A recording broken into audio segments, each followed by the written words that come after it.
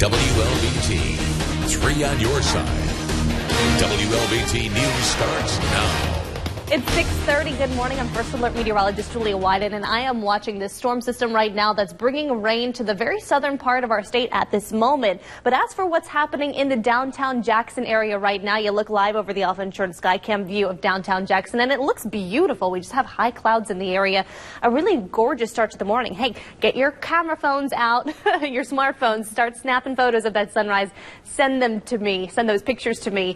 Email them to sendit@WLBT.com. Temperatures right now in Jackson at 56 degrees. It's low 60s in Vicksburg, Natchez and Macomb at 61 degrees right now. We'll take a look at the hour-by-hour forecast for the afternoon in a couple minutes. Some Mississippi lawmakers are trying to salvage what they call the state's damaged reputation. They want to repeal the Religious Accommodations Act.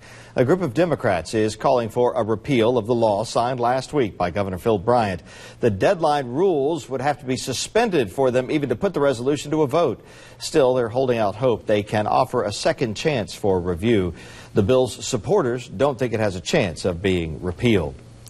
Meanwhile, Governor Bryant says he is disappointed that this year's Mississippi picnic in New York's Central Park has been canceled. The picnic's organizers released a statement about it yesterday. It reads, in part, due to the controversy, the protests, and our own intensely felt dismay over HB 1523, we deeply regret that the Mississippi picnic cannot go forward, end quote. This would have been the 37th year for the picnic. It was scheduled for June 11th.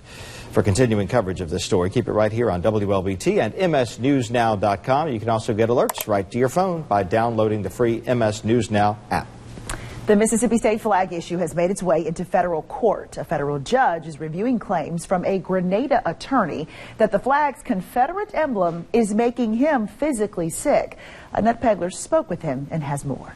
Judge Carlton Reeves heard oral arguments from both attorneys of Phil Bryant and Carlos Moore about this flag fight. He is basically going to review those arguments to determine if this court case will indeed go forward. Carlos Moore filed a federal lawsuit ordering Governor Phil Bryant to take the state flag down. I didn't choose to become African American. I didn't choose to be male, but I'm entitled to be equally recognized. I'm entitled to have equal dignity under the law. The Grenada attorney says the flag denies him dignity and equal protection of the law. I have too much pressure on me, and the state is contributing towards that pressure because I have to constantly go to courthouses across the 82 counties in Mississippi. And each time I enter into a courthouse that has that state flag, I am offended, I feel threatened, and that is causing me undue stress and anxiety. Attorneys for Governor Phil Bryant say Moore's claims are personal manifestations and say the flag does not encourage discriminatory treatment. In 2014, I was offended when James Meredith's statue was engulfed with the noose and the Georgia flag with the Confederate emblem, the old Georgia flag. I was offended that they were trying to send a message to African Americans by that. Judge Reeves is reviewing the lawsuit. We'll keep you updated with his ruling. In Jackson, Annette Pegler, 3 on your side. The man who once used an affluenza defense after a deadly drunk driving collision will be in court again today. Ethan Couch, who is now 19 years old, will be in an adult court for the first time. He was originally sentenced to 10 years of probation, but he landed in jail after he fled to Mexico with his mom. Today, a judge could order Couch to serve up to 120 days in jail before finishing the rest of his probation. A 3-year-old Jackson County boy is in critical condition in what detectives are calling a case of child abuse. The boy's father, Nathan Blake McCrory, was arrested and is being held in the Jackson County jail without bond. His son, Xander, was taken to the hospital after he reportedly fell down a flight of stairs, but investigators say his injuries were not consistent with the fall. A prayer vigil for Xander will be held tonight in Gulfport. Belhaven residents are recovering and drying out after floodwaters surrounded their homes during Monday's storms. A viewer shot this video on St. Mary Street where Belhaven Creek had turned into a rushing river. The water rose several feet over the road. Some residents got water in their houses, and they say this is a recurring problem. They've been asking the city to do something about it, but they're told a permanent fix is delayed due to funding. But we can't have huge developments not restricting their water. And going into this creek, this is a federal creek, and flooding homes downstream. And it's eventually, it could be that some of these homes will be destroyed, completely. Other flood problems residents face are clogged and collapsed drains. This one on Jefferson Street forced water into nearby homes. City officials have been notified. Caught on camera, Jackson Prep dealing with major damage after heavy rain caused the roof to collapse. Take a look at this. The video shows the collapse there and the aftermath, a deluge there. Water flowed through the school. Headmaster John Walton said in a statement, there's damage to the gym, lobby, and other areas, but he added no one was seriously injured. Dr. Walton says quick action by staff members, parents, and others who pitched in to help prevented any further property damage. Now check this out. The basketball courts at a California high school collapsed yesterday. Cheryl Lassiter has a closer look in the Alert Center. Cheryl. Wilson, here it is at Linda Esperanza High School in Huntington Park.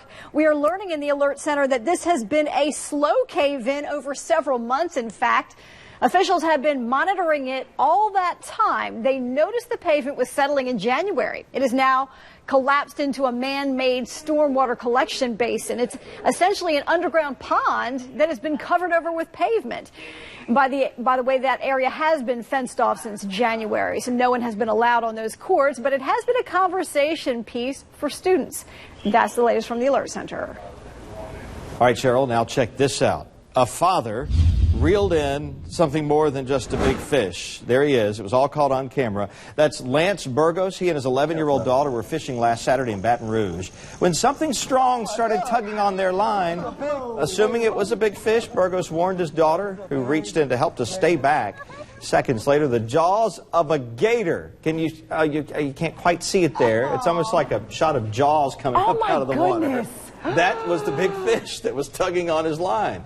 After telling his daughter to get back, he dropped everything in the water, and as you can see, pedaled away as fast as he could in his pedal boat there. No, sorry, not interested in catching you. Not today. We'll see you later. Don't want a fish that big. That's incredible. That? Wow. All right. 6:37 is your time. 56 degrees in the capital city. Next on 3, JSU. Get ready. Here she comes. She is the First Lady, Michelle Obama. She's coming to town, and her visit is generating a lot of excitement in the capital city. If you plan on going to the graduation to see her, we'll tell you what you need to know before you go. And if you're going to work right now or school, we've got you covered with First Alert traffic as well. Here is I-55. It's moving along just fine at the stack. And, of course, it's going to be getting stacked up as we get closer to rush hour. Good news is all the wheels in motion. Nothing out there that we know of to slow you down. Julia. And right now we're seeing the sun already up above the horizon, but you can barely make it out in some cases because we have a good amount of cloud cover and even rain on our map.